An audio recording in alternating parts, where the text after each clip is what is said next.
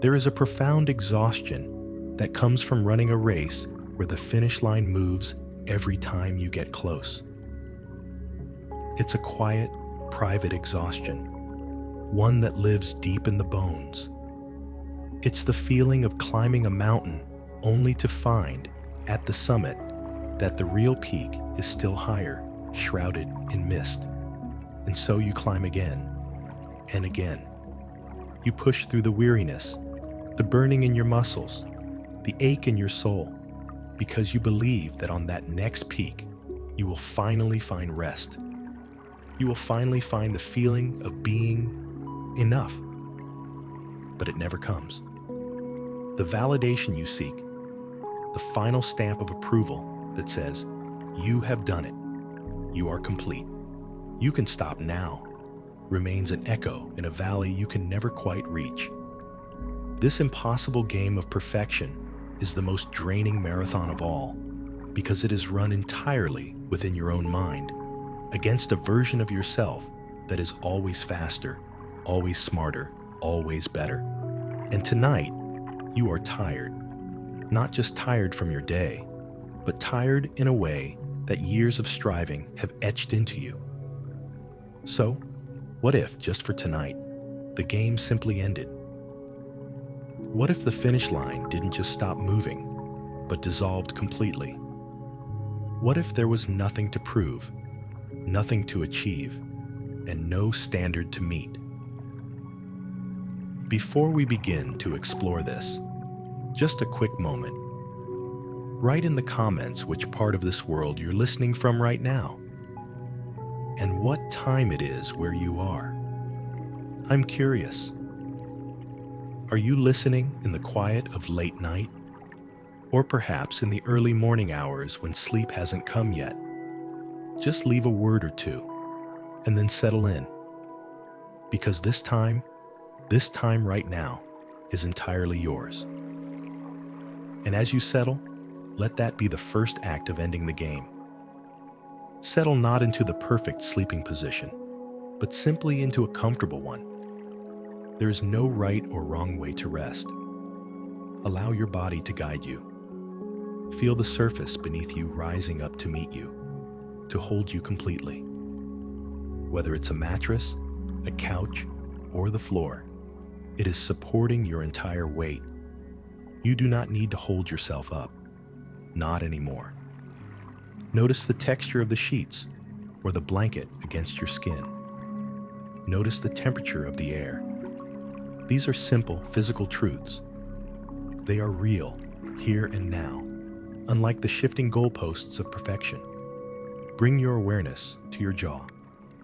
This is a place where we hold so much tension, so much control, so many unspoken words of self-correction. Without any force, just with gentle intention, allow a little space to form between your upper and lower teeth.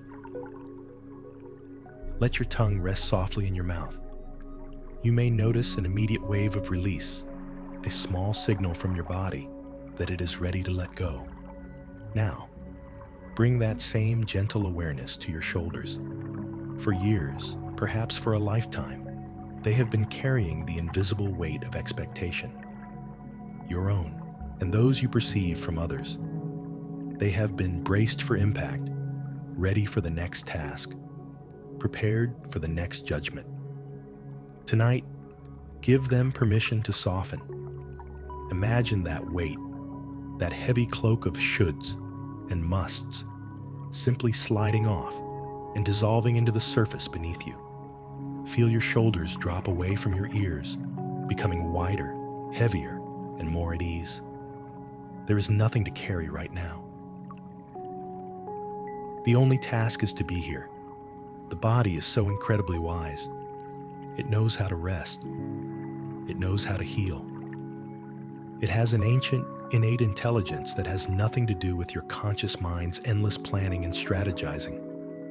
Your mind might be tangled in the complexities of the day, worrying about tomorrow, or replaying the mistakes of yesterday. But your body simply knows it is time to be still. It understands the rhythm of day and night, of effort and release in a way the perfectionist mind has forgotten. So often, we try to do relaxation. We try to relax perfectly. We monitor our progress. We get frustrated if our thoughts don't stop. And we turn the act of letting go into another task to be graded. But that is just another version of the impossible game. True rest is not an achievement. It is a surrender.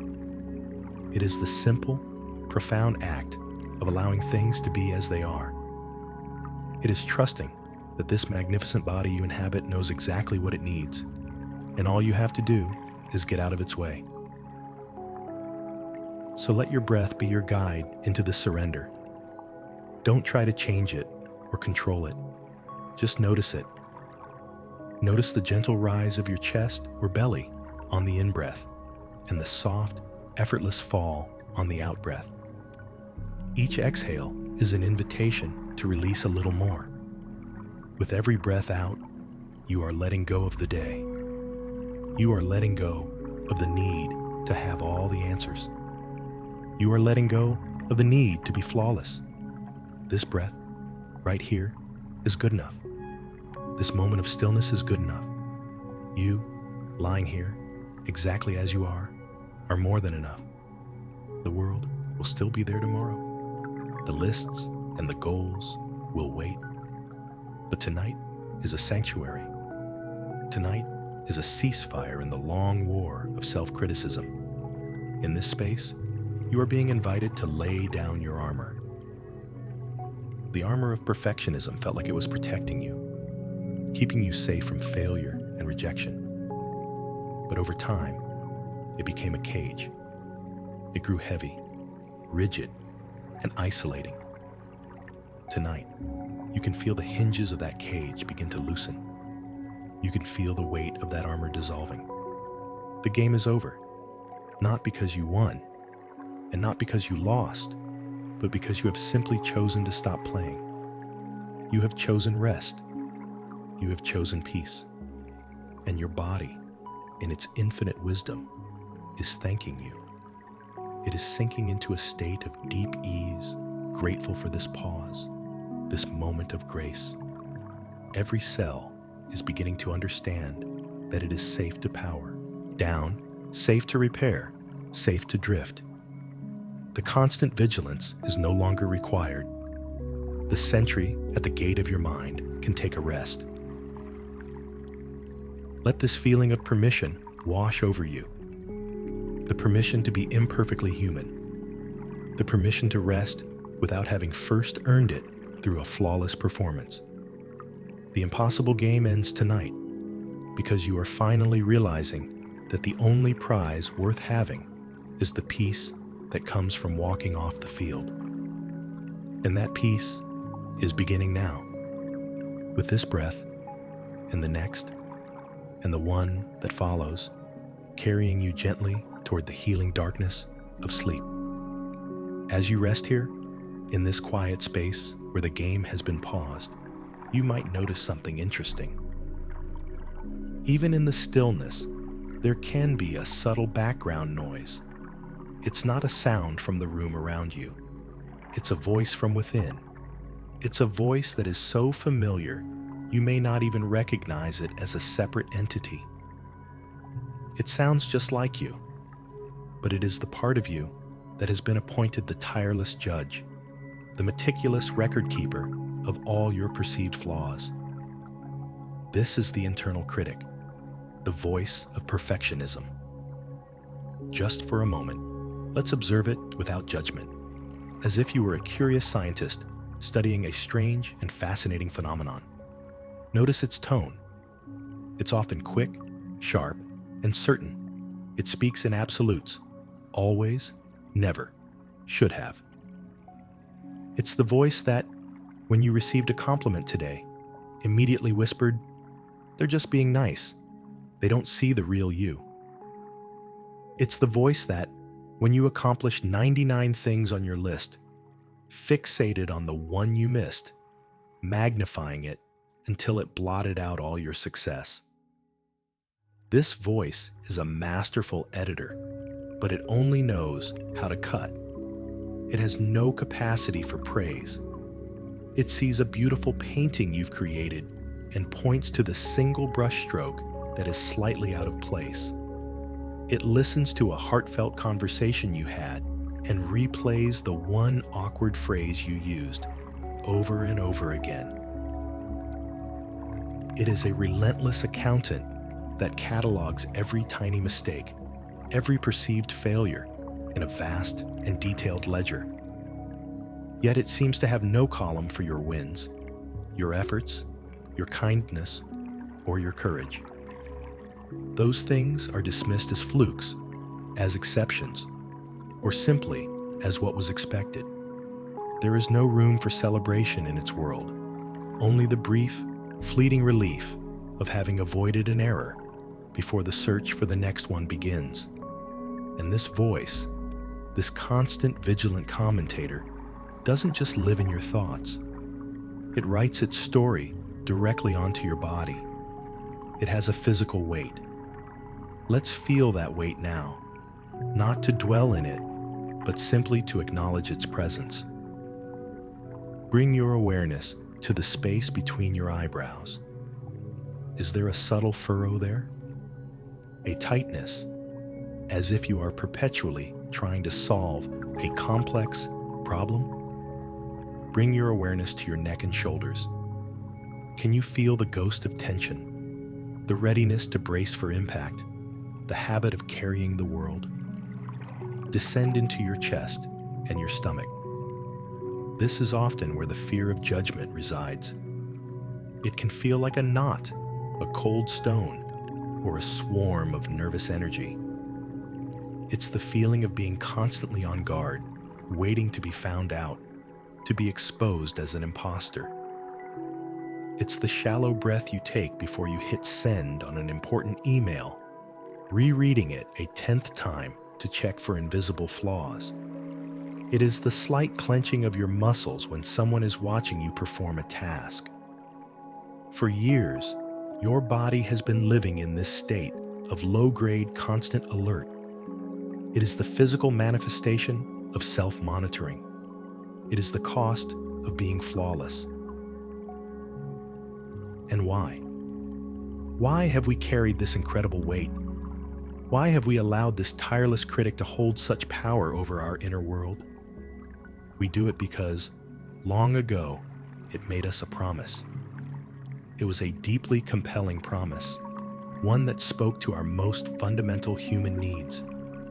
It promised that if we could just be perfect, we would be safe. If we were flawless in our work, our relationships, and our appearance, then we could not be criticized. We could not be rejected. We could not be abandoned. It promised that perfection was a shield that would make us invulnerable. It promised that at the top of that mountain of achievement, we would find unconditional love and a lasting sense of belonging. It was a strategy for survival, born from a deep desire to be worthy of love and security. But tonight, in this quiet honesty, we can finally acknowledge the truth. We can look at the evidence of our own lives, the feeling in our own bodies, and see that the promise was a lie. Perfectionism did not deliver safety. It delivered anxiety. It did not deliver a feeling of belonging. It delivered a feeling of isolation, of being an actor on a stage, terrified of being discovered as a fraud. It did not shield us from criticism. It made us our own harshest critic, ensuring the judgment never ever stopped. Instead of the peace we craved, it gave us a restless, unending striving. The fortress it promised to build to protect us turned out to be a cage, keeping us trapped in a cycle of effort, scrutiny, and a sense of constant failure. The weight of being flawless is the weight of carrying this lie. It's the exhaustion of upholding an impossible standard in the service of a broken promise. And acknowledging this is not an act of failure. It is an act of profound wisdom and courage.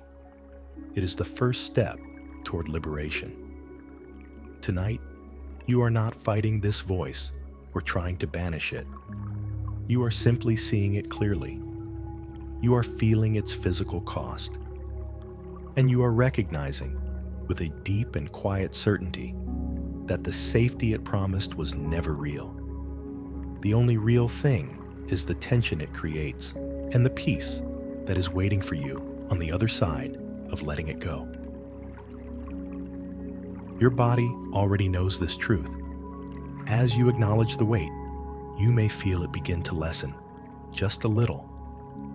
As you acknowledge the lie, you may feel a new, more honest space opening within you. This is the beginning of putting down the heavy shield. This is the first taste of freedom, and it is happening now as you breathe and as you allow your body to sink even deeper into the real, unconditional safety of rest. As we sit with this awareness, allowing the truth to settle, we can gently begin to look deeper. We have seen the critical voice and felt the physical weight. We have acknowledged the broken promise. Now, we can ask the next quiet question. What lies beneath it all? If perfectionism is the armor, what is the soft, vulnerable body it was designed to protect? Beneath the relentless drive, beneath the constant self-monitoring and the meticulous planning, there is an emotion. It is often a very old emotion, one that we have spent a lifetime trying to outrun and outwork. That emotion is fear. Not the kind of fear you feel when faced with a physical threat, but a deeper, more existential fear. It is the fear of being seen as unworthy, the fear of being unlovable, the fear of being fundamentally not good enough, and that if others see our imperfections, the real, messy, human parts of us, they will turn away.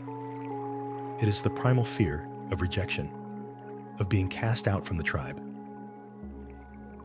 Think of a small child. A child's survival depends entirely on the connection to their caregivers. To be accepted, to be loved, to belong is life itself. To be rejected is a threat to their very existence. And so, from a very young age, we become experts at scanning our environment, learning the rules, figuring out what earns a smile and what earns a frown. We learn what is praised and what is criticized. And for many of us, the message we absorbed, either spoken or unspoken, was that our worth was conditional. It was tied to our performance, good grades, being quiet, being helpful, achieving things. These were the currency of love and approval. Mistakes, messiness, loud emotions, failures. These were liabilities that threatened our connection. And so, a strategy was born. The young mind, in its brilliant and creative attempt to secure love, decides, if I am perfect, I will be safe. If I am flawless, I cannot be rejected. If I never make a mistake, I will always be loved. This is the root of the cage. It was not built out of malice or a character flaw. It was built from the pure, desperate, and completely understandable desire to secure love and belonging in a world that felt uncertain. So, feel that for a moment. Feel the profound innocence of that original intention. The part of you that drives you to be perfect is not an enemy. It is a terrified younger version of you, trying with all its might to protect you from the devastating pain of not belonging. It believes that flawlessness is the only path to love. And when you feel that wave of anxiety after making a small mistake at work, or when you lie awake at night obsessing over something you said, what you are really feeling is that old primal fear echoing through your nervous system. The fear of being found out, the fear of being deemed unworthy, the fear that this mistake will be the one that finally proves you are not good enough. And so, the struggle you feel, the exhaustion, the anxiety, it is a completely natural human response to living inside this high-pressure cage. You are not broken for feeling this way. There is nothing wrong with you. Your system is simply running an old, outdated program that it believes is keeping you safe. A program that has been running for so long and with such intensity that it has become exhausting. It is vital to validate this struggle. For too long, you have likely criticized yourself for your anxiety or berated yourself for your perfectionism, adding another layer of judgment on top of the original fear. But tonight, let's offer a different response. Let's offer understanding. Let's offer compassion for the part of you that has been working so incredibly hard for so long to meet an impossible standard. Think of the sheer amount of energy you have expended, the thousands of hours spent worrying, checking, refining, and polishing, the mental effort of constantly monitoring your own behavior, your words, your appearance, the emotional labor of suppressing your true feelings to present a calm, capable exterior. This is not a sign of weakness. It is a testament to your incredible strength, your dedication, and your resilience. You have been carrying a weight that is almost unimaginably heavy, and you have been carrying it for years. That dedication, that capacity for sustained effort, is a profound strength. It is a gift. The tragedy is that this powerful gift has been misdirected. It has been aimed at an impossible target, fueled by fear instead of joy. Imagine you've been trying to hold a massive beach ball underwater. It takes constant pressure, constant vigilance. Your muscles are screaming with the effort. You can't focus on anything else. That is the energy of perfectionism. It is a force of suppression, of holding things down, of preventing the messy, unpredictable parts of life from surfacing. Honoring your effort means acknowledging the strength it took to hold that ball down for so long. It doesn't mean you have to keep doing it. In fact, acknowledging the effort is what gives you the permission to finally let go, to allow the ball to pop up to the surface, to see what happens when you stop trying so hard to control everything. So, as you lie here, breathing in and out, let this validation sink into your bones. Your fear is real and understandable. Your struggle is not a sign of failure. And your effort, your incredible, sustained effort, is worthy of honor and respect. You did the best you could with the survival map you were given. You are not your perfectionism. You are the resilient, powerful soul that learned to use it as a tool for survival. And now, you are the wise, compassionate adult who is learning that you no longer need that tool. You are safe enough now to set it down. You are worthy enough now to be loved, not for your flawlessness, but for your full, authentic, and beautifully imperfect humanity. Let's stay with this feeling of compassion for a little while longer. It is the gentle rain that softens the hard, compacted soil of self-criticism. We've recognized that perfectionism is armor, built to protect a vulnerable, fearful part of ourselves. Now, let's explore where that armor came from. Understanding its origin is not about blaming anyone.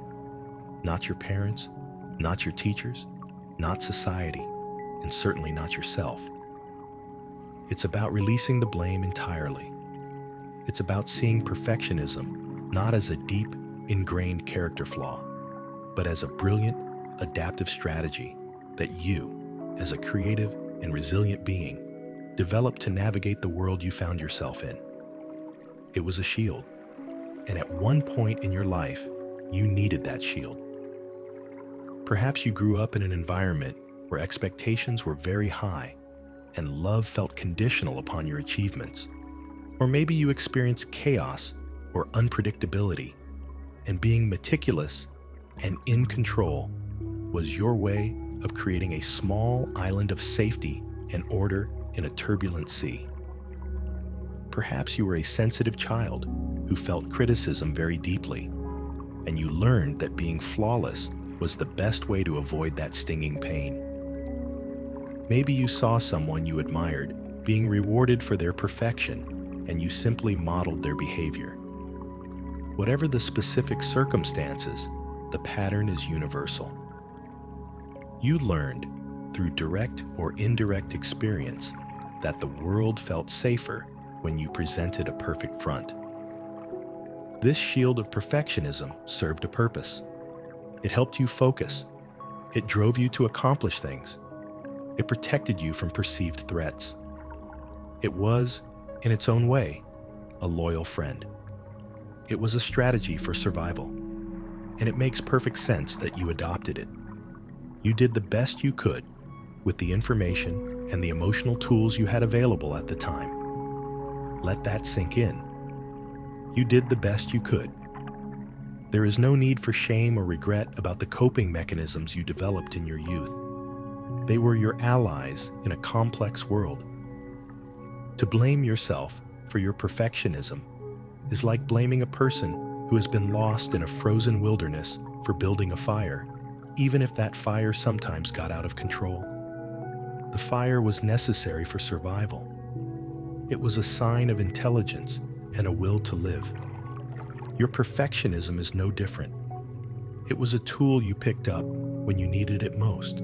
Time 2.5s. The problem is not that you built the shield. The problem is that the battle you were preparing for is long over, but you are still carrying the shield. And that armor has become incredibly heavy. It's cumbersome. It slows you down. It prevents you from feeling the warmth of the sun or the gentle breeze on your skin. It makes true connection with others difficult because they can only interact with the polished metal surface, not the real, living person inside. What was once a source of safety has now become a source of exhaustion and isolation. It is no longer serving you. It is no longer protecting you in the way it once did. In fact, it is now causing the very pain it was designed to prevent, a feeling of being disconnected and not truly seen. And this is a natural part of growth. We all create strategies to get by, and then we reach a point where those strategies begin to hold us back.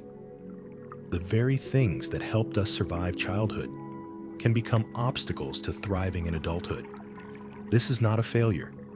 It is a sign that you are ready for a new way of being. You are ready to evolve. Consider the analogy of the seasons. A tree in winter is bare. Its branches are exposed. To survive the cold, it has gone dormant, conserving its energy. Then, spring comes, and it cautiously puts out buds, which blossom into leaves. In the summer, these leaves are its glory. They capture sunlight, create energy, provide shade. They are essential for the tree's life and growth. But as autumn approaches, the tree receives a signal. The days grow shorter, the air cools, and the tree, in its ancient wisdom, knows that it cannot survive the coming winter if it holds on to its beautiful summer leaves. The leaves that were once a source of life would become a liability, catching heavy snow and causing the branches to break. And so, the tree begins the process of letting go.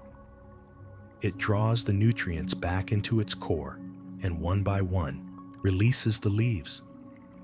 It doesn't fight this process. It doesn't cling to the leaves out of fear. It doesn't judge itself for losing its beautiful canopy. It simply surrenders to the cycle of life, trusting that this release is necessary for its continued survival and future growth. You are in your own season of autumn. Your perfectionism, like the summer leaves, has served you well. It has helped you grow and achieve. But you can feel the changing of the season within you. You can feel that holding on is now costing you more than it gives. The invitation now is to learn from the wisdom of the tree, to understand that letting go is not an act of defeat, but an act of profound trust and intelligence. You are being invited to let go of what is no longer serving your growth, to release the heavy armor that has become too much to bear. This process doesn't have to be violent or sudden. The tree doesn't shed its leaves all at once in a panic. It is a slow, graceful, and natural release. Tonight, as you rest, you are beginning that process. You are allowing the first few leaves to fall. You are loosening your grip on the need for control. You are releasing the self-blame that has kept you stuck and replacing it with the gentle understanding that you are only ever trying to survive. And in this release, you are creating space for a new kind of spring that will come in its own time. As you rest here, allowing the gentle understanding of the seasons to wash over you, let's create a sanctuary, a safe space just for this moment, right here and now. This space is not in the future, when you finally figured everything out. It's not in the past, a memory of a less complicated time. It exists right now, within your own being, defined by your own intention. And for tonight, within the boundaries of this sanctuary, you are completely and utterly released from all expectations. There is nothing you need to prove. There is no one you need to impress, including yourself. There are no standards to meet, no goals to achieve. The endless to-do list that runs in the back of your mind is officially on pause. The jury of internal critics has been dismissed for the night. In this space, your worth is not up for debate. It is a given. It is the ground on which this sanctuary is built. You are allowed to be here, exactly as you are. Tired, perhaps. A little bit broken, maybe, but completely whole. Here, you don't have to be strong. You don't have to be productive. You don't have to be inspiring. You only have to be. Feel the profound relief of that permission. It might feel unfamiliar, even a little strange, like taking off a heavy backpack you didn't even realize you were carrying. Suddenly, your shoulders feel lighter. Your breath deepens. The constant low-level hum of vigilance begins to quiet down. This is the feeling of safety. Not a safety earned through flawlessness, but a safety that is inherent in your own being. A safety you can grant yourself at any moment. You have the key. And tonight, you are turning that key and stepping inside. This space is yours. Here, it is safe to be messy. It is safe to be uncertain. It is safe to not have all the answers. It is safe to have made mistakes today, yesterday, and 10 years ago. Those mistakes do not define you here. They are simply part of the rich, complex, and interesting texture of your life story. They are not evidence of your failure, but proof of your participation. Now, let's use the breath to deepen this feeling of release, to physically exhale the pressure that has been building up for so long. We'll do a simple breathing exercise. It requires no effort, no perfection, just your gentle attention. As you breathe in, I want you to simply notice the air filling your lungs, a cool, clean breath of life. And as you breathe out, I want you to imagine that you are releasing all the shoulds and musts that have been clinging to you. Let's try it together.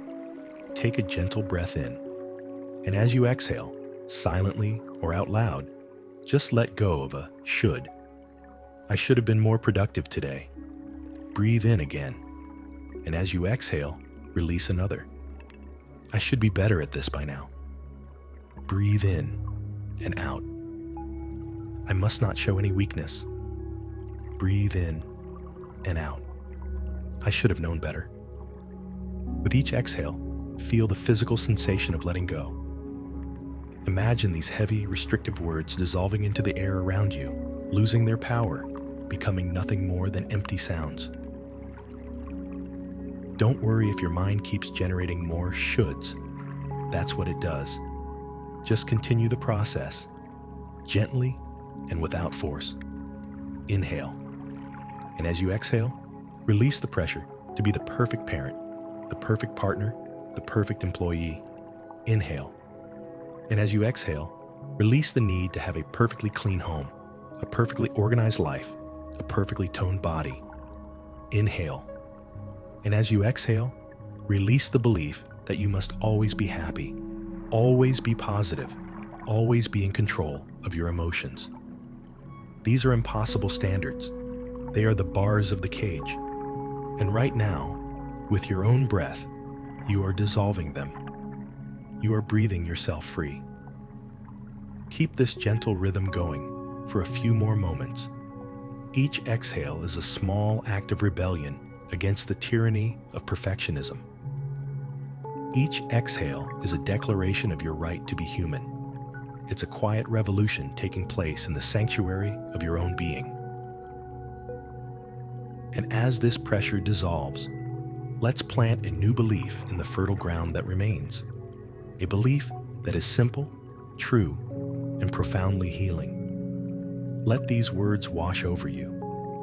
Let them sink beneath the level of your conscious mind and settle deep into your subconscious, into every cell of your body.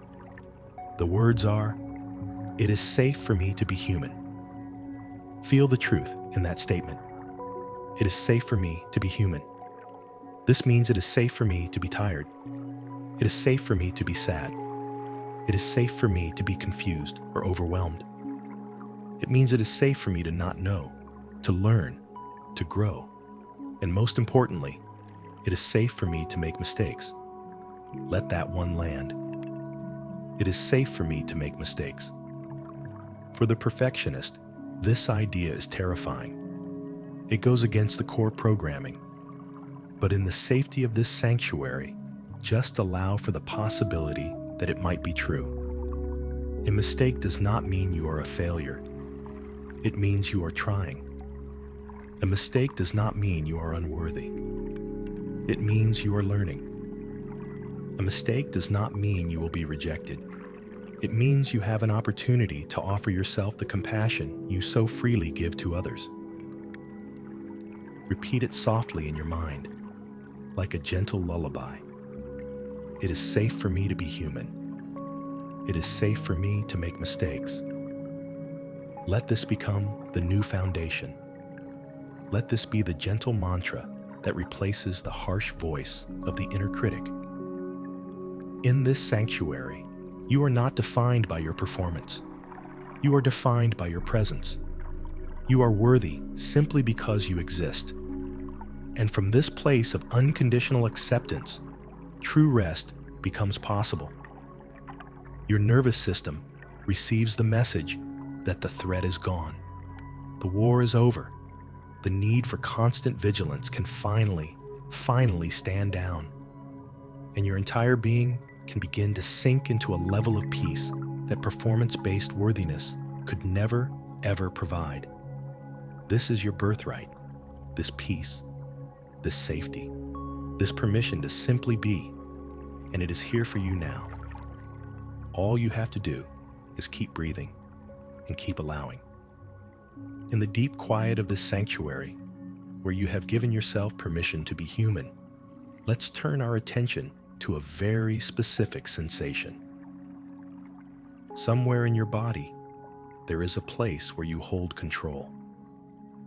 For some, it feels like a tightly clenched fist in the center of the chest.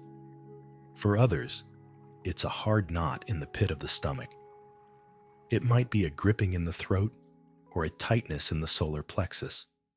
Take a moment to gently scan your body and locate this center of effort.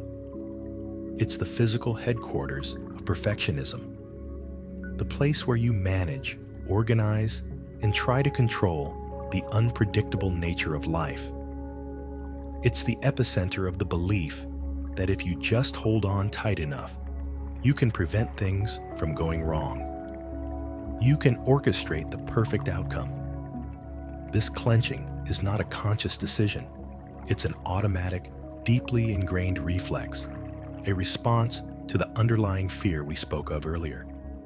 It is the soul's fist, clenched against the uncertainty of the world. For years, this fist has been tight, its knuckles white with the strain of holding everything together. But tonight, in this safe space, we are going to invite it to unclench. Not with force, because forcing it would just be another form of control. We will do it with gentle, patient, loving attention. Bring your awareness to that spot in your body. Don't judge it. Don't try to change it. Just feel its presence. Acknowledge the incredible amount of work it has been doing on your behalf. Silently, you can even thank it. Thank you for trying so hard to keep me safe. Thank you for holding everything together when I felt like I was falling apart. I see how hard you've been working. But for now, just for this moment, you can rest. I am safe. We are safe. Now let's begin a visualization. Imagine that clenched fist of energy in your chest or your stomach. See it in your mind's eye. See the tension in it. And now, imagine that you can breathe directly into that space. With your next inhale, picture your breath as a warm, gentle golden light flowing into and all around that clenched fist. This light is pure acceptance. It asks nothing. It simply surrounds the tension with warmth and kindness. And as you exhale, imagine the fist softening, just a fraction. It doesn't have to open all at once. Perhaps just the little finger begins to release its grip, ever so slightly. Let's continue this, breath by breath. Inhale that warm, golden light of acceptance right into the heart of the tension. And as you exhale, imagine the next finger, the ring finger, gently uncurling. Feel the tiny release of energy as it lets go. There is no rush. This is a slow, sacred process. Inhale the warmth, the safety, the permission. Exhale and feel the middle finger releasing its long-held grip. You may feel a corresponding release in your physical body, a deepening of your breath, a warmth spreading through your torso. Just notice it. Inhale that soft, golden light once more. And as you exhale, allow the index finger, the finger of pointing and directing and controlling, to finally relax. It has done so much work. It deserves this rest. And finally, with one more deep, accepting breath, imagine the thumb, which has been holding everything tightly in place, gently sliding away. The fist is now an open hand, soft, receptive, at peace. Stay with that image of the open hand within you. Feel the space it has created. This is the feeling of letting go of the outcome. For so long, that fist has been gripping onto a specific result, the perfect project, the flawless conversation, the ideal life.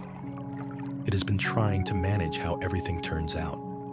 But in this moment, with this open hand, you are releasing the need to control the future. You are trusting the process of rest. You are trusting that life can unfold without your constant, anxious management. Just for tonight, you are not the project manager of your existence. You are simply a passenger on this gentle journey into sleep. You are allowing yourself to be carried. And as this internal fist unclenches, something else begins to happen. The energy that was used to maintain that tension now becomes available for something else. And often, what emerges are the very feelings that the fist was trying to contain. Stored up emotions can now be given permission to move. Think of it like a dam. The clenched fist was the dam, holding back a reservoir of feeling. As it opens, the water can begin to flow. You may feel a wave of frustration at how hard you've been on yourself for so long. You may feel a surge of disappointment over past failures that you were never allowed to properly grieve. You may even feel a deep sadness, a sadness for the lost joy, the missed moments of spontaneity that were sacrificed at the altar of perfection. Whatever comes up, let it move. Don't try to name it or analyze it. Just give it permission to flow through you and out of you. Imagine these feelings are a river, and you are the riverbed. You do not have to do anything but allow the water to pass over you. It is not you. It is just energy in motion.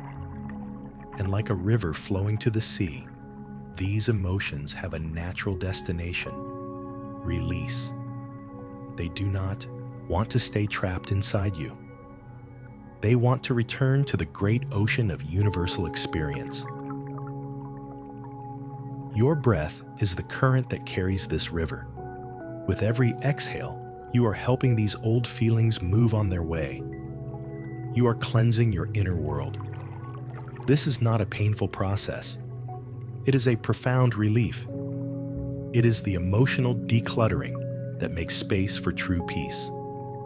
The clenched fist of control requires enormous energy. The open hand of allowing conserves it.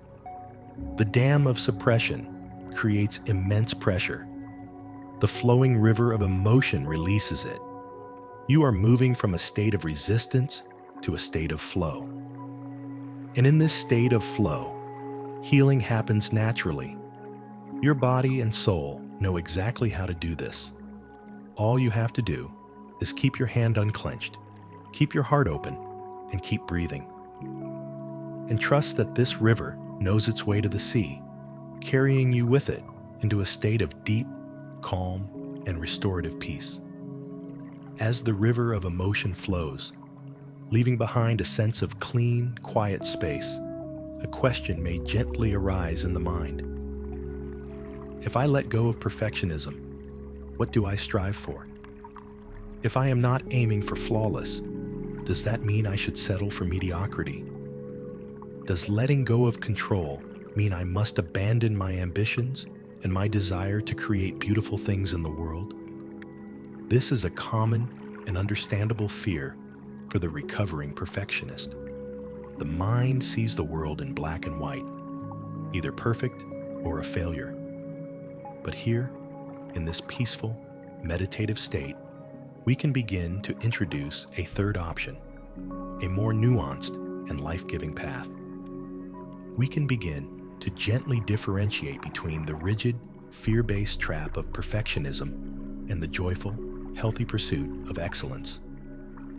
They may look similar from the outside. Both involve effort, skill, and a desire for a high-quality outcome. But internally, their energy, their motivation, and their feeling are worlds apart. And this is where we will plant a new seed tonight, in the fertile soil of your subconscious mind as you drift toward sleep. Your mind is incredibly receptive right now, open to learning a new, more compassionate way of operating. Let's explore the feeling of each. Perfectionism feels like fear. It is rooted in the question, what will they think of me? Its primary motivation is the avoidance of shame, judgment, and criticism. It operates from a place of scarcity, believing that your worth is on the line with every task you undertake. The internal monologue is harsh and critical. The focus is entirely on the outcome, and specifically on eradicating any and all flaws. The process itself is often filled with anxiety, procrastination, born from the fear of not being able to do it perfectly, and a grinding sense of obligation. When a project is finally completed, there is no joy. There is only a brief, hollow moment of relief, quickly followed by the critic's voice pointing out the remaining imperfections, or by the immediate anxiety of the next task that must also be performed flawlessly. Perfectionism feels like walking a tightrope over a canyon of failure. It is rigid, brittle, and exhausting. It is a closed loop of self-judgment. Now, let's feel into the energy of excellence. Excellence feels like growth. It is rooted in the question, what can I learn from this? Or, how can I bring more of my true self to this creation? Its primary motivation is joy, curiosity, and the intrinsic satisfaction of the process itself. It operates from a place of abundance, knowing that your inherent worth is not in question, regardless of the outcome. The internal monologue is encouraging and compassionate, like a wise mentor or a kind friend. It acknowledges effort and celebrates progress. The focus is on the journey of creation, on the state of flow, on the simple love of doing the work. Mistakes are not seen as catastrophic failures, but as valuable feedback, as interesting detours, as opportunities to learn and adapt. And when a project is completed, there is a sense of genuine satisfaction, pride, and fulfillment, even if the result is not flawless. The experience enriches you rather than depletes you. The pursuit of excellence feels like hiking a beautiful mountain trail. There is effort, yes, but there is also discovery, wonder, and the joy of the journey itself. It is flexible, resilient, and energizing. It is an open path of self-expression. Do you feel the difference? One is a cage, the other is a playground. One is a prison sentence, the other is an adventure. Perfectionism is about proving your worth. The pursuit of excellence is about expressing your worth. It's a profound shift from performing for an external, imagined judge to creating from an internal, authentic impulse. You can want to do a great job. You can have high standards.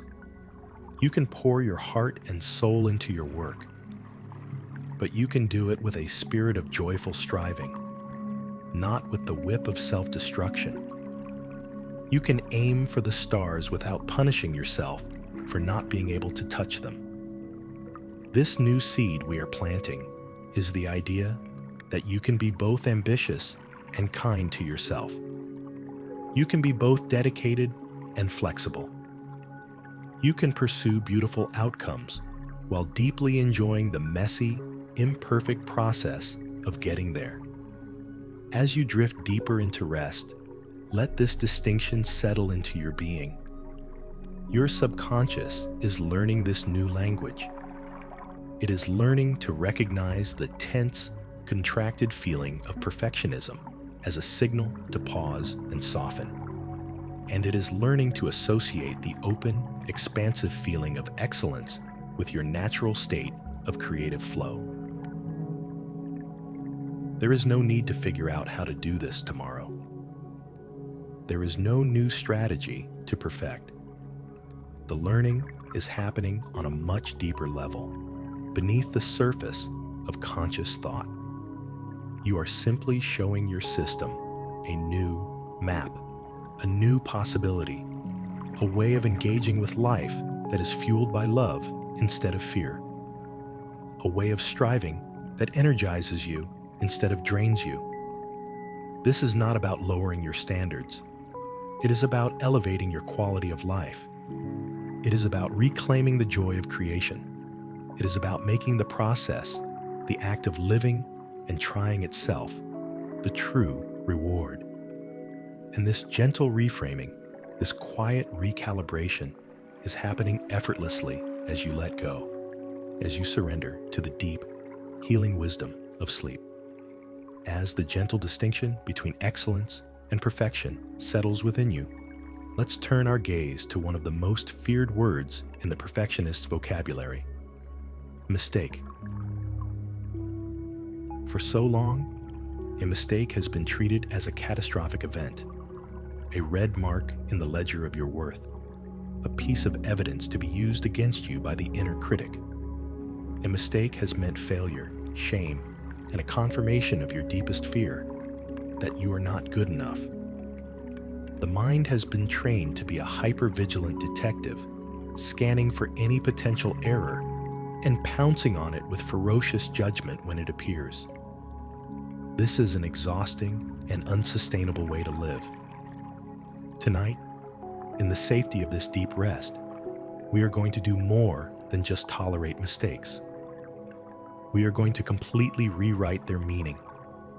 We are going to transform them from evidence of your inadequacy into proof of your courage. Think about it this way: the only way to live a life completely free of mistakes is to do nothing, to risk nothing, to say nothing, to create nothing, to love nothing. A life without mistakes would be a life unlived, a blank page in a beautiful book.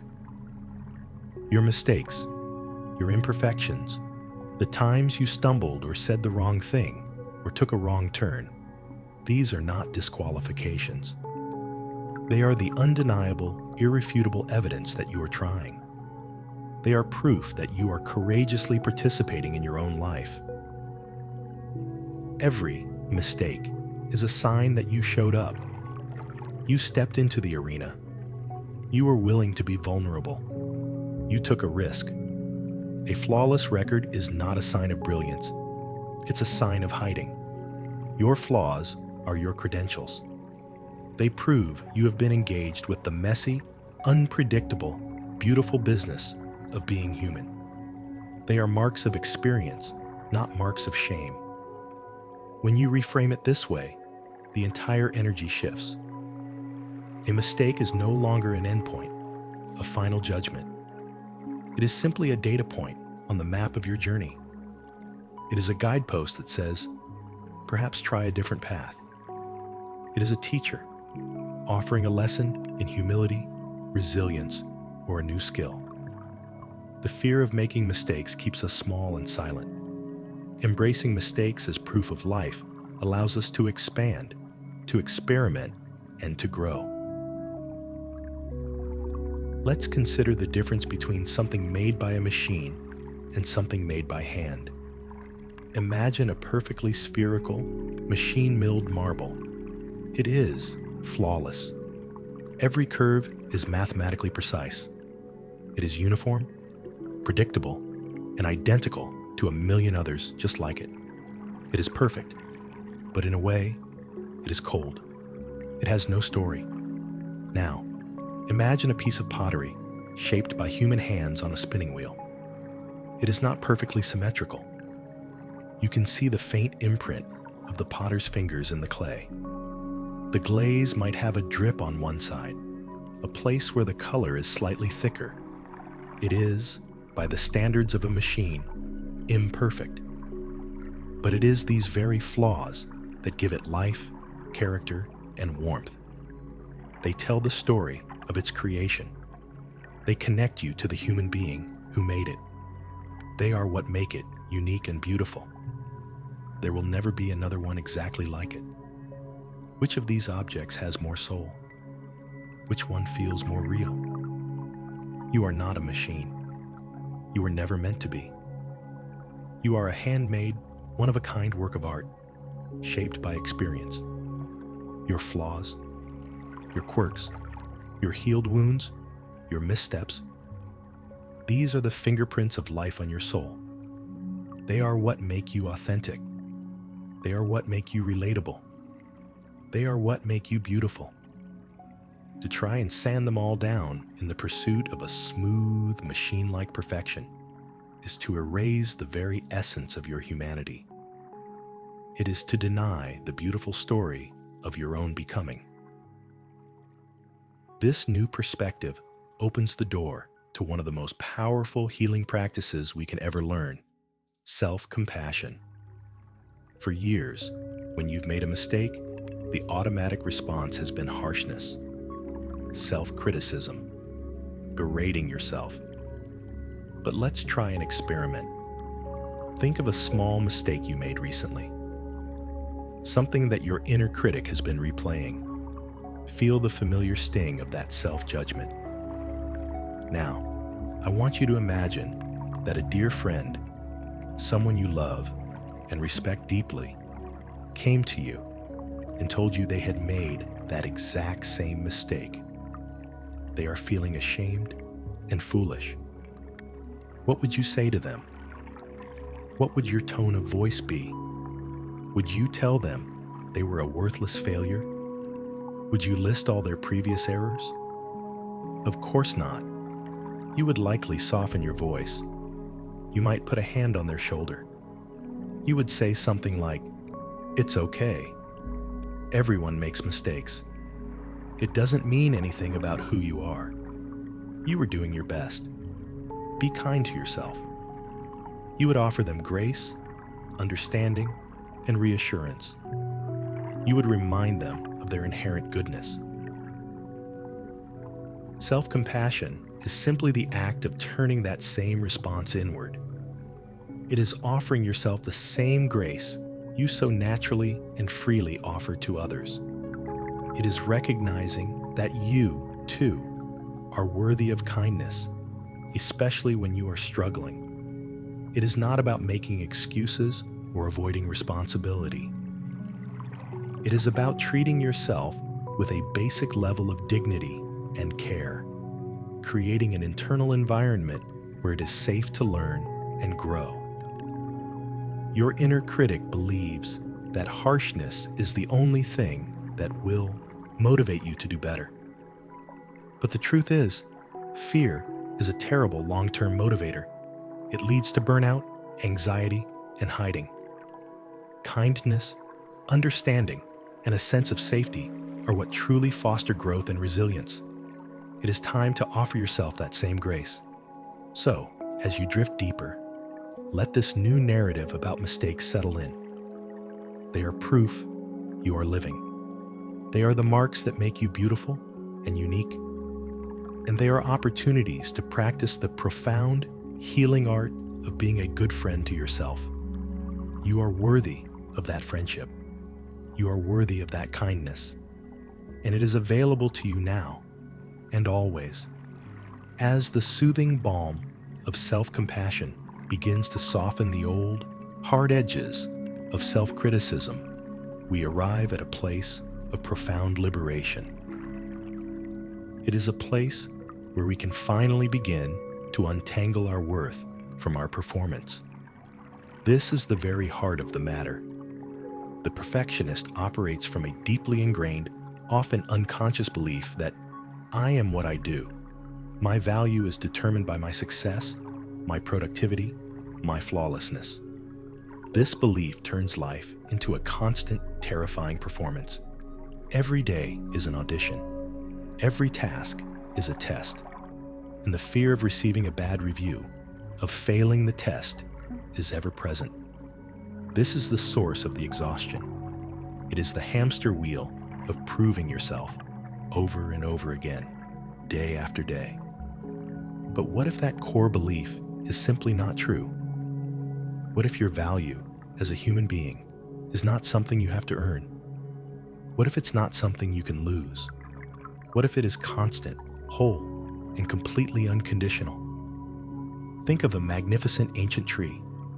Does its value come from the number of perfect leaves it produces? Is it less worthy on a day when a storm breaks one of its branches? No. Its value is inherent.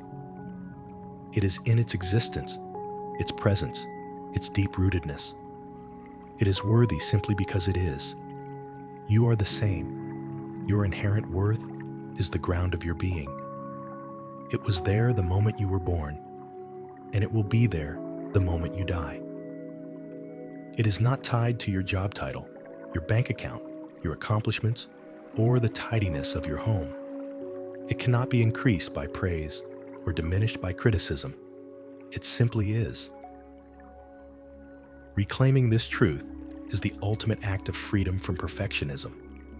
It means that you can still strive, create, and work hard, but you do so from a place of fullness, not from a place of deficit. You are not working to fill a hole in your soul, to prove you are good enough. You are working from the solid, unshakable foundation that you already are good enough, and your work is simply an expression of the unique energy that flows through you. Can you feel the radical shift in that? It changes everything. A mistake is no longer a threat to your very identity. It is just a mistake. A success is no longer a desperate requirement for validation. It is a joyful bonus, a happy outcome of an engaged process. When your worth is not on the line, you are free. Free to experiment, free to be playful, free to be bold, free to be gloriously, wonderfully, imperfectly human. From this place of reclaimed worth, we can embrace one of the most powerful mantras for the recovering perfectionist. It is a phrase that might initially feel jarring or even lazy to the high-achieving mind, but I invite you to feel the deep relief in these words. The mantra is this: done is better than perfect. Let that wash over you. Done is better than perfect. How many projects have you started with great enthusiasm, only to have them languish in a folder, 95% complete, because you couldn't get that last 5% absolutely flawless? How many brilliant ideas have died in your mind because the fear of not executing them perfectly kept you from even starting? How many times have you missed a deadline or an opportunity, not because you weren't capable, but because you were paralyzed by the pursuit of an impossible standard? Perfectionism is the enemy of completion. It whispers that if you can't do it flawlessly, you shouldn't do it at all. It convinces you that an imperfectly finished product is more shameful than an eternally unfinished one. And that is a lie. Done is better than perfect is a declaration of freedom from that paralysis. It honors the courage of completion. It celebrates the act of bringing something into the world, even with all its potential flaws. It trusts that a good enough thing that exists is infinitely more valuable than a perfect thing that exists only in your imagination. Feel the relief in those words. Imagine applying them to your life. The email you've been agonizing over for an hour, done is better than perfect. Send it. The creative project you've been avoiding, done is better than perfect. Just get a first, messy draft on the page. The difficult conversation you need to have, done is better than perfect. It won't be a flawless script, but speaking your truth imperfectly is better than silence. This mantra is not an excuse for sloppiness. It is a strategy for momentum. It is a tool to overcome the friction of fear and get into the flow of action. And what you often find is that once you get moving, you can always refine and improve later. But you cannot improve a blank page. You cannot refine something that doesn't exist. Done is better than perfect is the key that unlocks the door from the prison of procrastination and lets you back into the living, breathing world of creation and contribution. And with this, we learn to celebrate small steps. The perfectionist mind only recognizes the final, monumental achievement. It dismisses the daily effort, the small acts of courage, the quiet consistency. But life is built on small steps.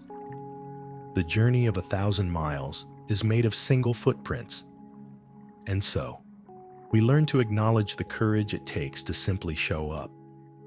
We celebrate the act of sitting down to write, regardless of how many words come out. We honor the act of going for a walk, even if we don't break a speed record.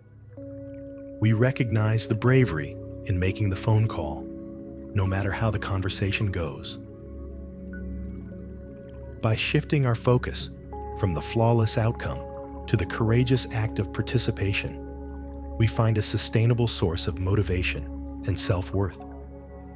We are no longer dependent on the fickle nature of external results. We find our validation in our own effort, in our own willingness to be in the process. And this creates a positive feedback loop. The more we acknowledge our small steps, the more motivated we are to take the next one. This is how you build a life not on the shaky ground of perfection, but on the solid rock of your own inherent worth and consistent, compassionate effort. As you drift now, let these truths sink in. Your worth is unconditional. Done is better than perfect. And every small step you take is a victory worth celebrating. As you rest in this newfound freedom, where your worth is not in question and completion is valued over flawlessness, a beautiful possibility emerges. You can begin to remember who you are underneath the armor. For so long, your identity may have been fused with the role of the perfectionist, the high achiever, the one who is always competent and in control. You have spent years curating this image, polishing this persona, and performing this part. But that is not all of who you are. It is just a role you have been playing, a costume you have been wearing. Who is the person underneath? Who are you when you are not performing? What is left when you peel back the layers of shoulds and expectations? Let's get curious about this authentic self. This is not a self you need to create or build. It is a self you simply need to uncover. It has been there all along, waiting patiently beneath the layers of conditioning. It is the part of you that existed before you learned you had to be a certain way to be loved. It is the quiet, steady core of your being. What brings this self simple, quiet joy? Not the thrill of achievement or the relief of external validation, but genuine, uncomplicated joy. Think back. Was it the feeling of sunlight on your skin? The sound of rain on the roof? The smell of an old book? Was it losing track of time while drawing?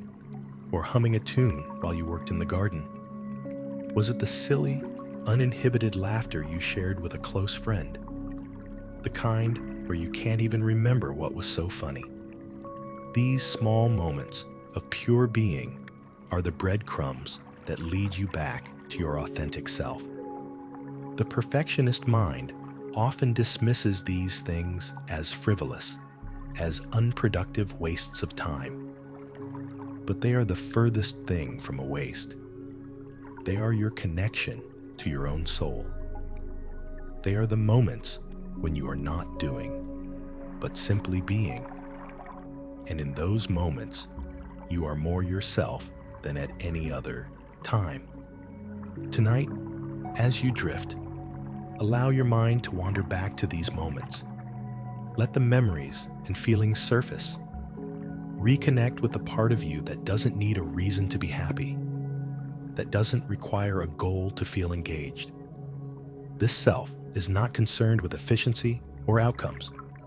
It is concerned with experience. A key aspect of this authentic self is the spirit of play and curiosity. Watch a young child at play. They are completely absorbed in the process. They build a tower of blocks not to create a perfect architectural marvel, but for the sheer joy of stacking.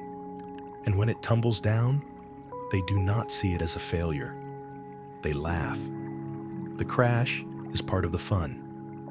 Then they begin again, or they move on to something else, following the natural, joyful impulse of their curiosity.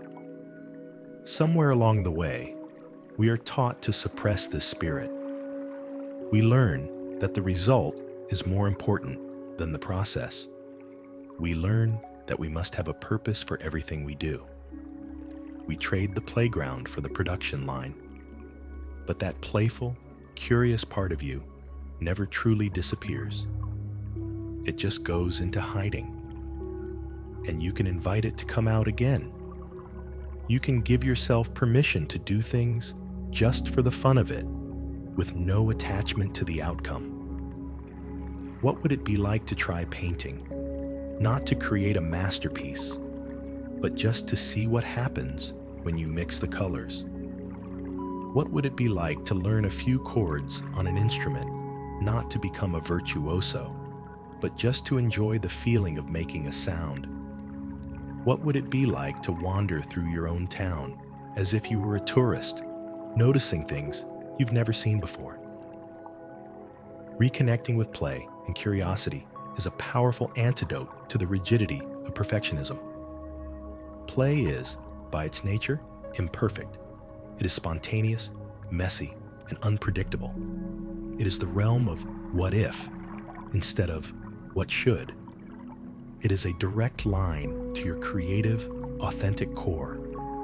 And it reminds you that your value does not lie in the perfection of the final product, but in your willingness to engage with life with an open heart and a curious mind. The process becomes the prize. As these thoughts and feelings drift through your awareness, let's anchor them with a simple, powerful affirmation. Let this be a truth that your entire being absorbs as you sleep. My true self is more valuable than any perfect image I could present. Let that sink deep. My true, authentic, sometimes messy, sometimes silly, sometimes sad, always real self is more valuable than the most flawless, polished, and impressive mask I could ever wear. Why? Because your true self is where your real power lies. It is the source of your creativity, your intuition, your resilience, and your capacity for deep connection. The perfect image is a fragile, hollow shell that requires constant energy to maintain.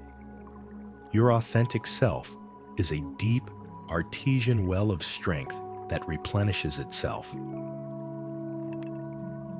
People do not fall in love with your perfection. They fall in love with your humanity. They connect with your vulnerability, your quirks, your unique way of seeing the world. By hiding your true self behind a shield of perfection, you are inadvertently robbing the world of the greatest gift you have to offer: you. So tonight, you are giving yourself permission to be more you. You are remembering the simple joys that light you up from the inside. You are reawakening the spirit of play that finds delight in the process.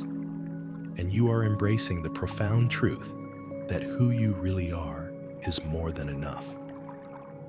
It is, in fact, exactly what the world needs.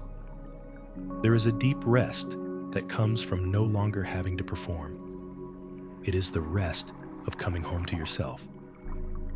And you are on that path now, drifting peacefully, returning to the beautiful, authentic soul you have always been. As you settle into this warm, comfortable feeling of returning to yourself, let's weave in the final, most crucial thread in this tapestry of healing. It is the practice of self-kindness, which flowers into the profound act of self-forgiveness. For years, the internal landscape of the perfectionist has been a harsh and unforgiving place. It has been a land of constant judgment, where every mistake was punished and every success was minimized. Living in that environment has taken a toll. And now, as you begin to change that landscape, it's important to address the past. You may feel a sense of regret or sadness for the years you spent trapped in this cycle. You might think, why didn't I learn this sooner? Look at all the time I wasted, all the joy I missed. The inner critic can even co-opt your healing journey, turning it into another thing to be perfect at, berating you for your past imperfections and being kind to yourself. We must be gentle here.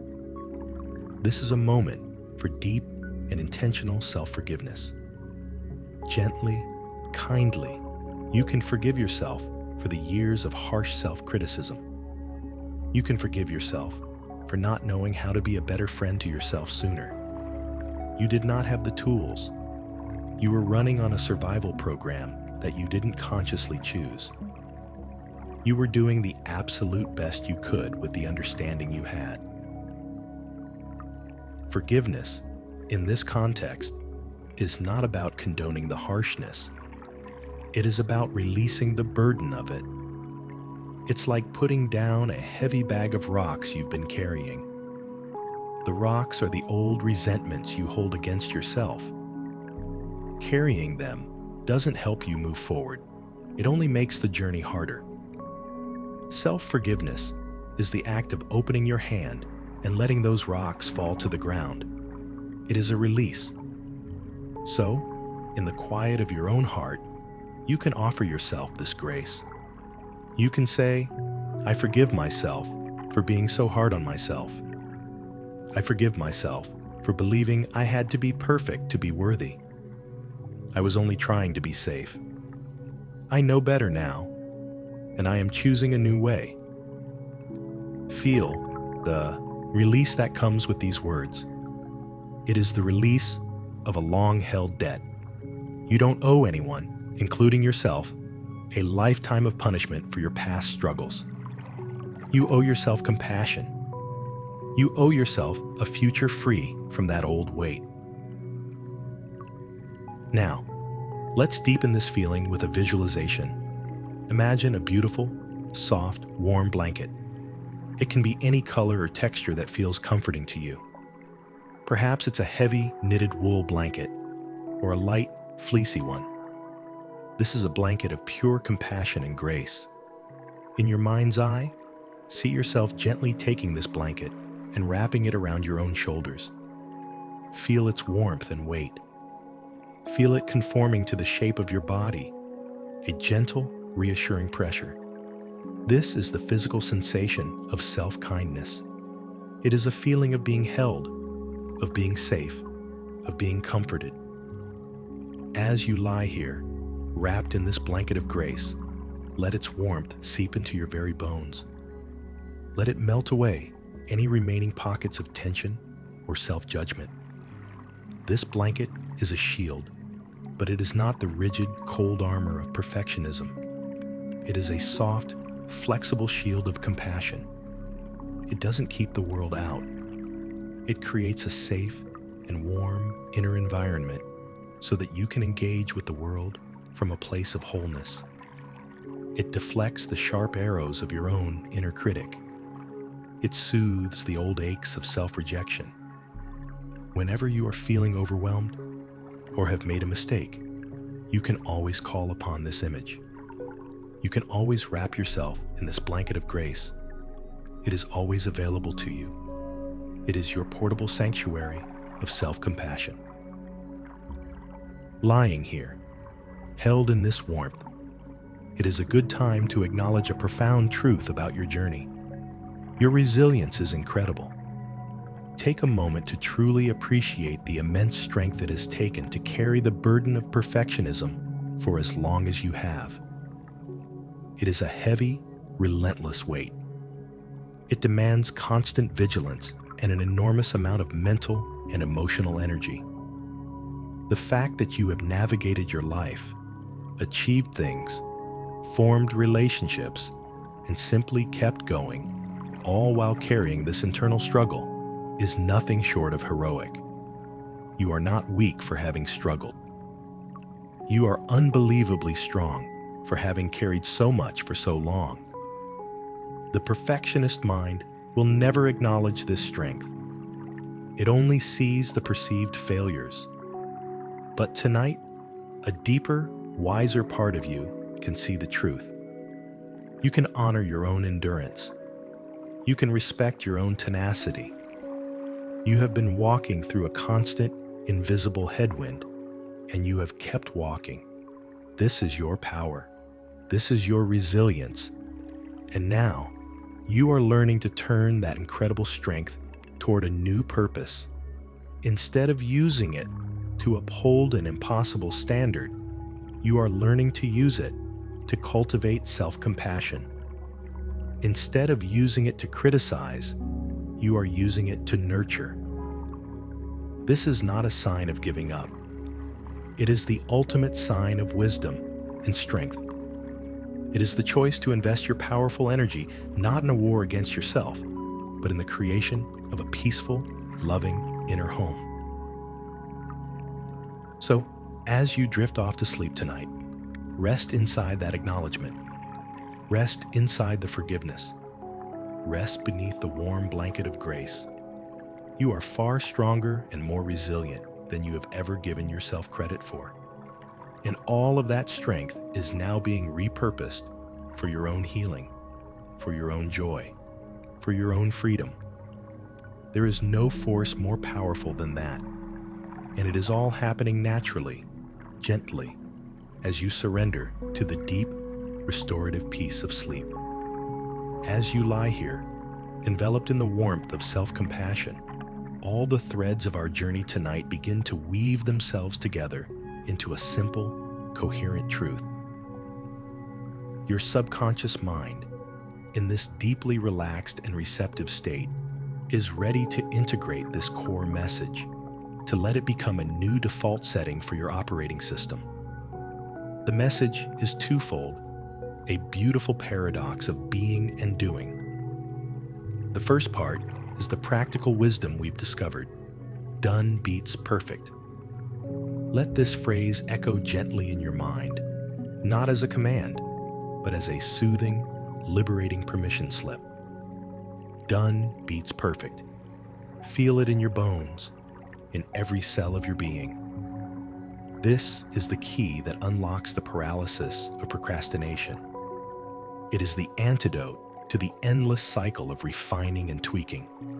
It is the gentle nudge that moves you from the world of abstract ideas into the world of concrete creation.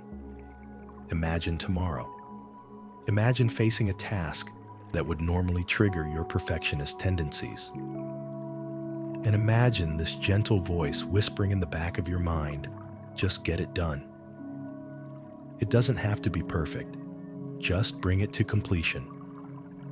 Feel the wave of relief that comes with that thought. It is the freedom to move, to act, to participate without the crushing weight of impossible expectations. Done beats perfect. This phrase is a gift you are giving to your future self, a tool that will help you navigate your days with more ease, more flow, and more joy. The second part of the message is even deeper, and it is especially for this moment, right now. It is rest beats striving. If done beats perfect is the wisdom for your waking hours, rest beats striving is the sacred mantra for this time of transition into sleep. For so long, your mind has been trained to believe that your value comes from striving, from doing, from achieving. Even the act of falling asleep can become another performance, another task to succeed or fail at. You might find yourself trying to sleep, which of course is the surest way to keep it at bay. But tonight, you are integrating a new truth. Here, in this bed, in this quiet moment, there is absolutely nothing to strive for. There is no prize for falling asleep faster. There is no grade for relaxing better. The only task now is to let go of all tasks. The only goal is to abandon all goals. Your only job is to simply be. You are shifting your entire state of being from doing to being. Throughout the day, you are a human doing, planning, working, creating, solving, and that is a beautiful and necessary part of life. But now, you are transitioning into a human being, a being who is simply present. a being who is breathing, a being who is resting. This shift is the most profound act of self-care. It is a radical statement in a culture that glorifies constant hustle. You are declaring that your worth is not in what you produce, but in your very existence. You are honoring the ancient, natural rhythm of effort and release. Rest is not a weakness. It is not a luxury. It is a biological and spiritual necessity. It is the fallow period that allows the soil of your soul to become fertile again. It is the time when your body performs its silent, miraculous work of healing and repair. It is when your mind sorts through the day's experiences, consolidating memories and clearing out mental clutter. By choosing to rest, by choosing to stop striving, you are participating in one of the most productive and intelligent processes of life. Let's honor your body's wisdom in this process. Your body knows this truth instinctually. It craves this release. Throughout the day, it has been carrying you, moving you, holding the tension of your focus and your fears. And now, it is sending you clear signals that it is time to let go. You might feel a pleasant heaviness in your limbs, a warmth spreading through your torso. Your eyelids may feel heavy, eager to close and stay closed. These are not signs you need to fight. They are invitations from your body's deep intelligence. It is saying, I know what to do now. You can trust me. Let go of the controls. I will take care of the rest. And so you do. You surrender to the gentle, downward pull of gravity. You allow your body to become heavy, soft, and still. You are handing the reins over to a wisdom far older and deeper than your conscious mind. You are trusting that your body knows the way to the healing sanctuary of sleep, and all you have to do is allow it to lead. Let these two truths settle in as you drift. Done beats perfect. Rest beats striving. One for the day, one for the night. They are two sides of the same coin of self-compassion. They are the framework for a new, more balanced and humane way of living. One that honors both your capacity to create and your need to restore. One that allows for both ambition and surrender. As you embrace this balance, you are not giving anything up. You are not becoming less. You are becoming more whole. You are integrating the parts of yourself that have been neglected. The part that needs to rest.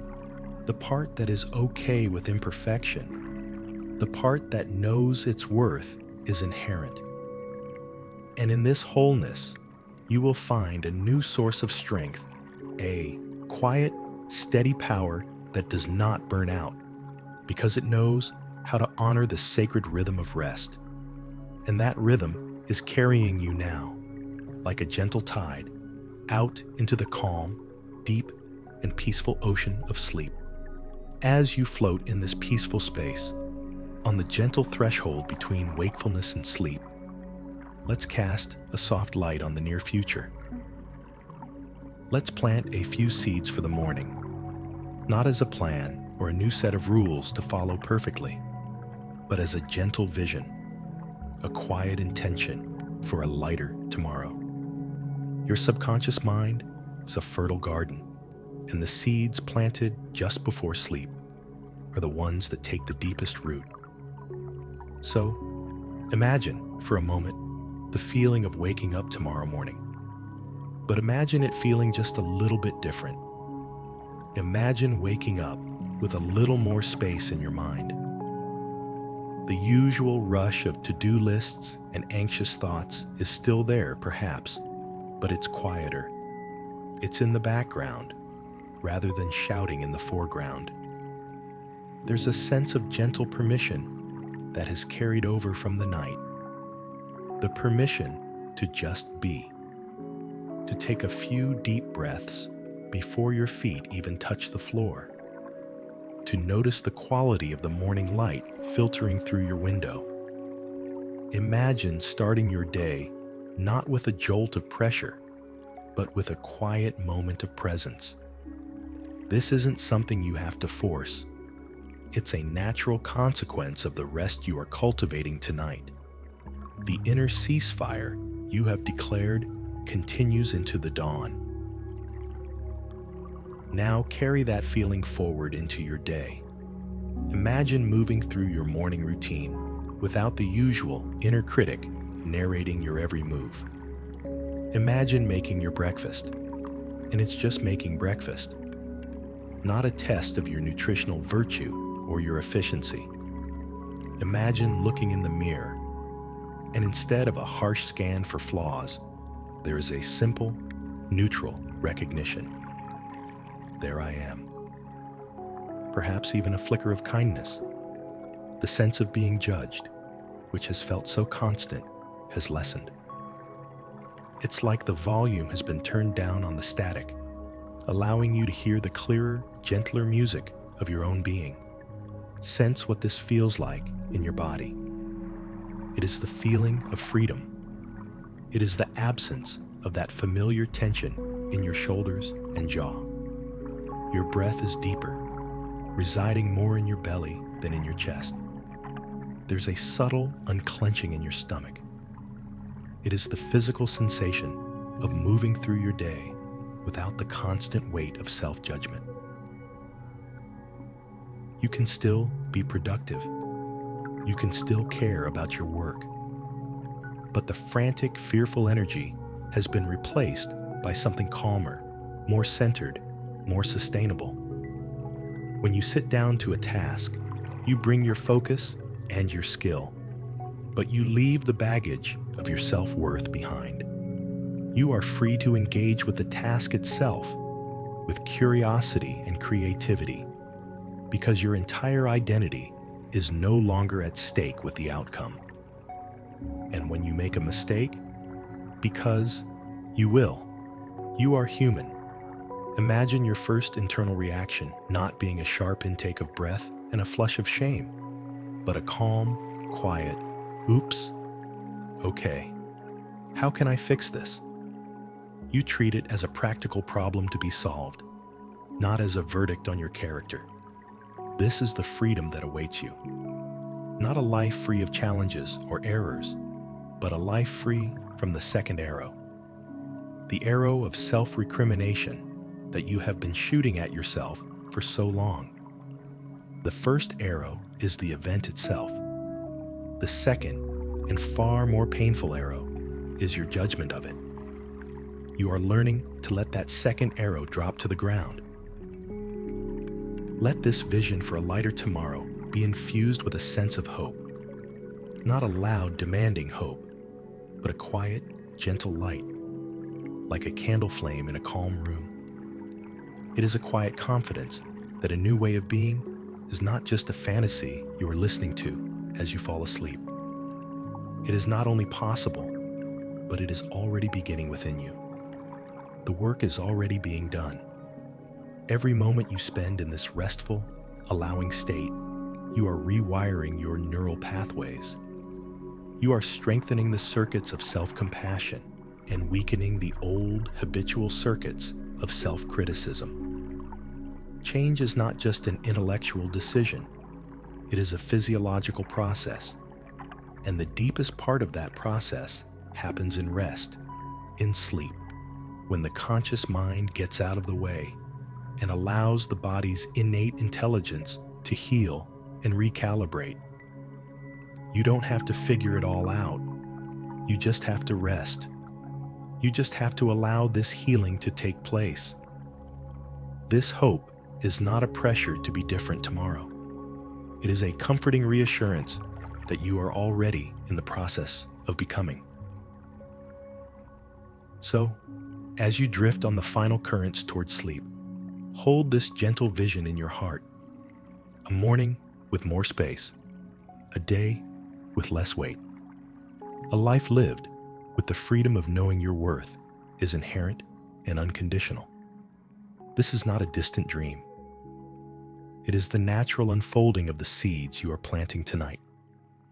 It is the dawn that is inevitably coming after this long, peaceful, and healing night. Trust in this process. Trust in the power of rest. Trust that a new way of being is not only possible, but is already taking root within you, growing silently and steadily in the dark, ready to greet you with a little more light in the morning. And now, the time for active thought and visualization is gently drawing to a close. We have journeyed far tonight, from acknowledging the exhausting game of perfectionism to planting the seeds for a lighter, more compassionate tomorrow. You have done beautiful, courageous work. And now, the final and most important step is to release it all. It is time to give your conscious mind full permission to soften its focus, to let go of the narrative, to release even these soothing words. Your mind has been a loyal servant, a powerful tool that has helped you analyze, understand, and reframe your experience. It has worked so hard for so long, not just today, but for your entire life, trying to figure everything out, trying to protect you, trying to solve the puzzle of how to be safe and loved in the world. It deserves a deep and profound rest. So, let's offer your mind a heartfelt thank you. Silently, or in your heart, you can say, "Thank you, mind, for all your hard work. Thank you for your tireless efforts to keep me safe. You've done more than enough for today. I am safe now. We are safe. You can rest." Feel the effect of this gratitude. Instead of fighting your thoughts or becoming frustrated when your mind wanders, you are making peace with it. You are treating it not as an adversary, but as a tired and well-intentioned friend. And like any friend, when given permission to rest, it can finally begin to settle. Give your mind permission to drift and wander. If thoughts arise, as they naturally will, see them not as interruptions, but as soft, transparent clouds drifting across the vast, peaceful sky of your awareness. You do not need to climb onto them, analyze their shape, or follow them to the horizon. You can simply remain as the sky, allowing them to pass without resistance. They are not a problem to be solved. They are just the natural weather of the mind. And like the weather, they will always change, always pass. There is nothing you need to hold on to. There is nothing you need to figure out before you can sleep. All the insights and lessons from tonight are safely stored in your deeper wisdom. You don't need to consciously review them. They are being integrated effortlessly as you let go. As your mind softens its grip, your awareness can descend more fully into the sensations of your body. This is the final surrender. Feel your body growing heavier, warmer, sinking more and more deeply into the surface that supports it.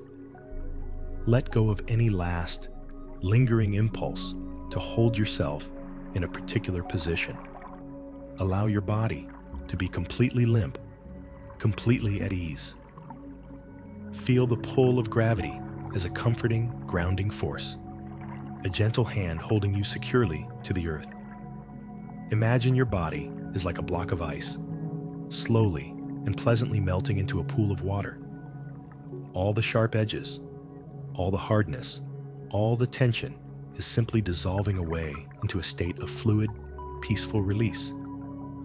Feel this sensation of melting begin at the tips of your toes, a gentle warmth that softens every muscle, every joint, every cell. Let it flow up through your feet and into your ankles, releasing all the tension from a day of standing, of walking, of moving forward. Allow this warm, heavy, melting sensation to travel up into your calves and your shins, and then into your knees and your thighs, letting go of the powerful muscles that carry you through your life. They can be at complete rest now. Let the feeling of release pool in your hips and your pelvis, the center of your body's foundation, allowing that entire area to become soft, heavy, and open. Feel it spread up through your lower back and your abdomen, soothing your organs, releasing the deep knot of control in your stomach. Let the warmth travel up your spine, vertebra by vertebra, as your back melts completely into the surface beneath you. Feel it spread across your shoulders, down your arms, and into your hands and fingers, letting go of all the doing, all the holding, all the grasping. Your hands can be completely open and at peace. Allow the wave of deep relaxation to flow up through your neck and your throat, releasing all the unspoken words, all the suppressed feelings. And finally, let it soothe the muscles of your face, your jaw, your cheeks, your temples, the tiny muscles around your eyes, the space between your eyebrows, your entire scalp, your whole body, from the tips of your toes to the crown of your head, is now in a state of profound, peaceful surrender. You have done your part. You have shown up for yourself with kindness and honesty. You have set the stage for deep healing. And now, you can step back and allow the ancient, intelligent process of sleep to take over. It is a force of nature, like the turning of the earth or the rising of the tide. You do not have to make it happen. You simply have to allow it. It is coming for you now, like a soft, velvet curtain descending, bringing with it the peace, the quiet, and the profound restoration your body and soul have been craving. There is nothing more to do. There is nothing to fix. Just allow. Just rest. You are safe. You are held. And you are drifting effortlessly into the deep, healing sleep that is your birthright. As the final vestiges of conscious thought dissolve, like sugar into warm water, you drift now in a space between worlds.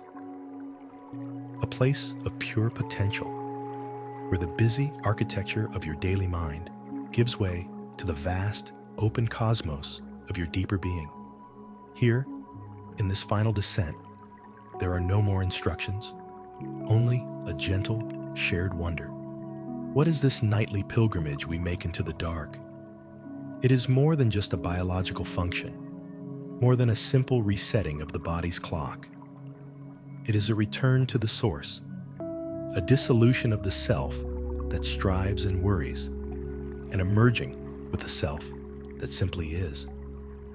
For a few precious hours, you will cease to be a collection of roles and responsibilities, of memories and future plans. You will become, once again, a part of the quiet, breathing mystery of the universe. The need for perfection, the fear of judgment, the weight of the past, these things have no meaning here. They are constructs of the waking mind, and the waking mind is now asleep. Here in the deep, there is only an unconditional presence, an acceptance so complete it needs no name. Let's gently count down now, not as a command, but as a soft marking of your passage from one shore to another. 5.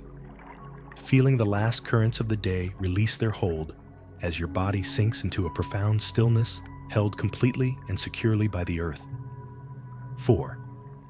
Your breath, now a slow, silent, and steady rhythm, the gentle wave that is carrying you out into the calm, quiet ocean of sleep. It breathes you. You do not breathe it. 3. The boundary between your body and the space around you begins to soften and blur. You are no longer contained, but expanding into the peaceful darkness, becoming one with the quiet of the room. 2.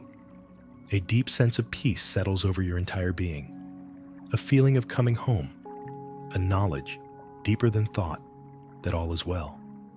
Everything is unfolding as it should, one You are here, on the edge of the great mystery, drifting, floating, free. Your breathing is the only anchor now, a gentle, effortless rhythm, the soft ebb and flow of life itself. It is the oldest lullaby, the first sound you ever knew. It is the gentle wave carrying you out into the calm, quiet, and boundless ocean of sleep. This ocean is not empty. It is filled with a silent, healing intelligence. It is in this water that the soul is washed clean.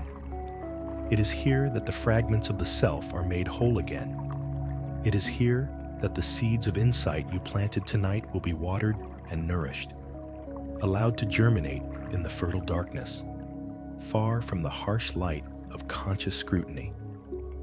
What will you dream of tonight? Perhaps nothing you will remember, but in those forgotten landscapes, your mind will be playing, sorting, healing. It will be connecting disparate ideas, solving problems your waking self could not, and gently weaving a new story for you to step into when you wake. A story of more grace, more freedom, and more self-compassion.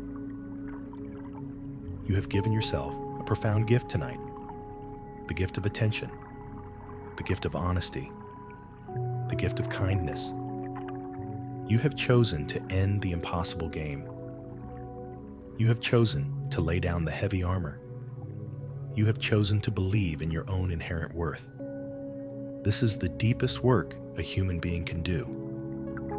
And all that is required to complete it is to now do nothing at all, to surrender completely to the benevolent mystery of sleep, to trust that the night knows what it is doing. There is nothing more to do. There is nothing left to fix. Just allow, just rest. Sleep is here now, natural and deep. You are so worthy of this peace.